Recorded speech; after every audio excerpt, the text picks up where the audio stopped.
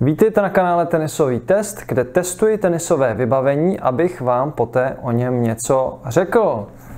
Při dnešním zadávání dalších nových raket do e-shopu Sport obchodu mě napadla taková věc, která se objevuje poměrně často v posledních několika letech. Řekněme v mém případě, já se s tím setkávám v posledních, dejme tomu, 5 letech a čím dál tím víc. A tím je poptávka po lehčích raketách. Sám se teď pohybuji v těch věkových skupinách od 30 až řekněme do 60 let. To jsou nejčastěji mí soupeři na družstvech, případně na nějakém turnaji, když už teda vyjedu. A spousta těch hráčů opouští ten trend, který tady byl před řekněme 5-10 lety, ten trend hraní s co nejtěžšími raketami. Spousta lidí chodila a říkala, tak co, s čím hraješ? Jsem říkal, tady mám prostě babolatku Pure Drive, klasika 300 gramovou. 300 gramů, teď to od toho nemůže letět. To musíš mít těžší. Já si myslím, že to úplně neplatí. Já si myslím, že to neplatilo ani tenkrát v té době. Možná to platilo o něco víc, ale s tím, jak se ty technologie v těch raketách vyvíjí, tak ty rakety jsou sami o sobě teďkon vytvářeny tak, aby generovaly energii za hráče. Energii, kterou vy do toho míčku vložíte, tak nikdy nebudete mít takovou, jakou mají profesionální hráči, kteří hrají s výrazně těžšími raketami, které váží 320, 330, 340, po případě i těžšími rámy 350, 360 gramů.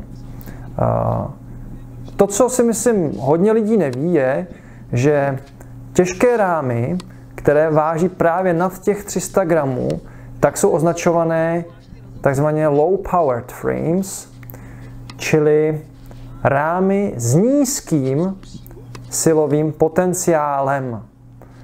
Ty rámy jsou těžké a řekněme stabilní, hlavně stabilní, právě proto, že ty hráči umí sami o sobě, ty profíci, vygenerovat takovou porci energie, kterou potřebují, aby ta raketa utlumila, zkrotila a upřesnila, zpřesnila na konkrétní místo, kam oni ten úder hrají. Kdežto my, amatéři, hobby hráči, kluboví hráči, kteří případně hrajeme družstva, jezdíme po turnajích tady po Česku, tak my většinou potřebujeme raketu, která trošičku tedy alespoň generuje tu energii za nás, protože to prostě neumíme tak předat do toho míčku. A potřebujeme raketu, která bude zároveň i komfortnější a která nám umožní na tom kurtu strávit ve výsledku mnohem delší čas než ten profík, protože závodní hráči na turnajích ATP, WTA hrají zpravidla jeden zápas za jeden den. My, pokud jedeme na klubový turnaj nebo řekněme okresní turnaj nebo celostátní turnaj, tak v podstatě v pravidlech máme nařízeno, že musíme odehrát minimálně, pokud to dovoluje čas a podmínky, tak musíme odehrát 2 singly a 2 debly v jednom dni, což je obrovská zátěž pro to tělo a my zkrátka nejsme schopní vydržet odehrát plný počet těch 4 až 4 zápasů za den s velmi těžkou raketou. Třeba, že by se nám s ní hrálo dobře, dejme tomu hodinu a půl, třeba i 2 hodiny. Ale potom už zkrátka tu raketu nejsme schopni tak ovládnout, protože nás velice vyčerpá.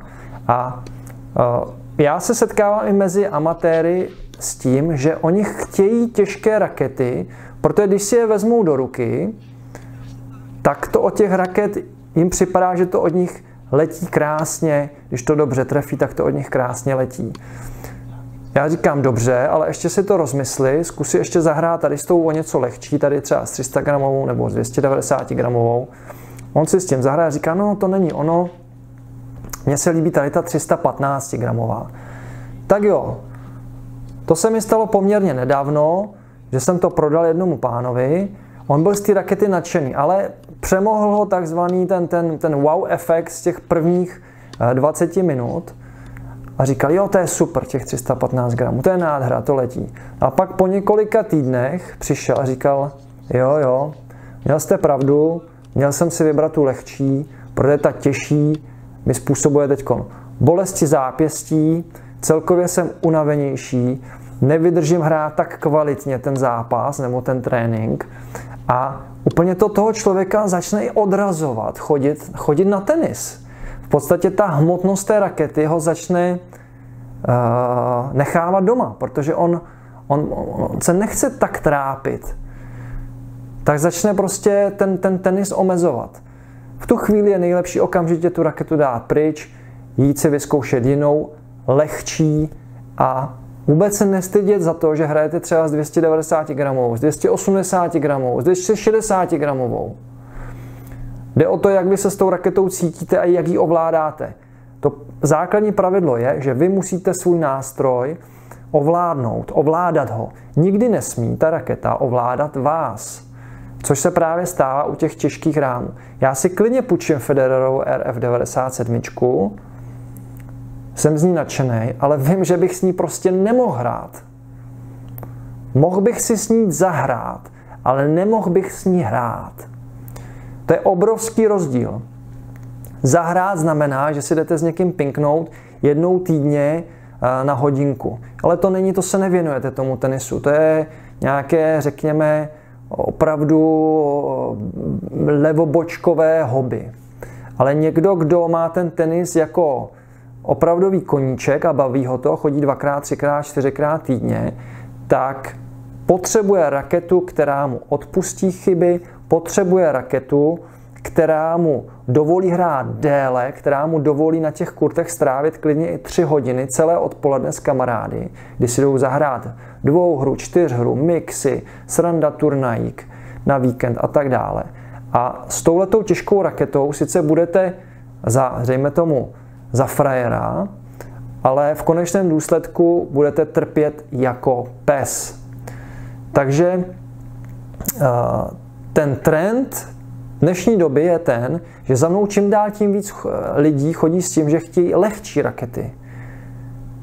A mají třeba i 300 gramové rakety a přijdou a řeknou, stejně, hele, to je těžký, já už s tím nevydržím hrát. A jsou to 30-tníci, 35-tníci, 40-tníci. Ten trend se zkrátka mění, ty rakety, moderní rakety mají vysokou flexi, krásně generují energii a není vůbec potřeba mít těžký rám, který do míčku přenese to maximum, když to dobře s tou raketou trefíte. Takže moje rada na závěr tady tohohle videa je, nepřeceňujte své schopnosti, nenechte se zlákat tím, že ten rám na první dobrou, že ten těžký rám na první dobrou na vás působí příjemně, nebo řekněme, jak bych to řekl ještě, vítězně, že na vás působí vítězně, prostě, že to berete, že ta raketa teď najednou vám dovolí vyhrávat nebo vám umožní vyhrávat zápasy nebo míčky, které jste předtím nemohli s tou lehčí raketou, řekněme, třeba zabít. Dobře, ale znovu říkám, zkuste s tou raketou potrénovat na vysoké úrovni, při vysoké frekvenci 2 hodiny, tak aby to odpovídalo nějaké vysoké zátěži, zápasovému tempu, zkrátka zápasu i s rozehrávkou. To jsou v dnešní době bych řekl 1,5 hodiny, 2 hodiny na kurtu je takový reálný odhad toho, jak by člověk měl potrénovat s tou raketou, aby skutečně zjistil, jestli ta raketa mu bude k užitku, ku prospěchu, anebo naopak, jestli ho třeba náhodou nestáhne dolů a nezpůsobí mu dokonce nějaké omezení, zranění, nějaký problém se zápěstím nebo s rukou. Takže, přátelé tenisu, dávejte si na tohleto pozor.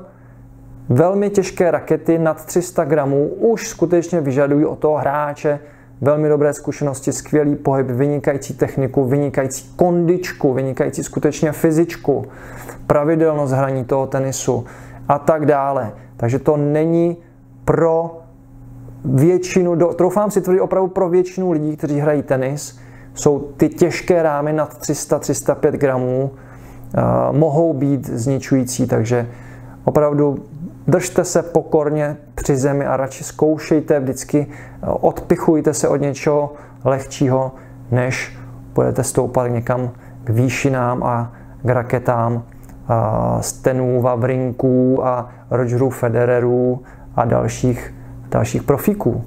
Tak jo, to bylo dnešní téma, téma těžkých raket, které podle mě jsou přeceňovány a jsou spíše teď v této době na ústupu. Dejte mi váš názor na toto téma pod video, s jakou raketou hrajete, jestli máte radši těžší rakety, které jsou vyvážené více do ruky, nebo lehčí rakety, které jsou naopak vyvážené více do hlavy. Dejte mi váš tip, váš názor pod video a pro tuhle chvíli je to ode mě vše. Já vám děkuji za pozornost a zase se někdy budu těšit u dalšího videa. Mějte se krásně. Ahoj. Tenisový test. Váš průvodce tenisovým vybavením.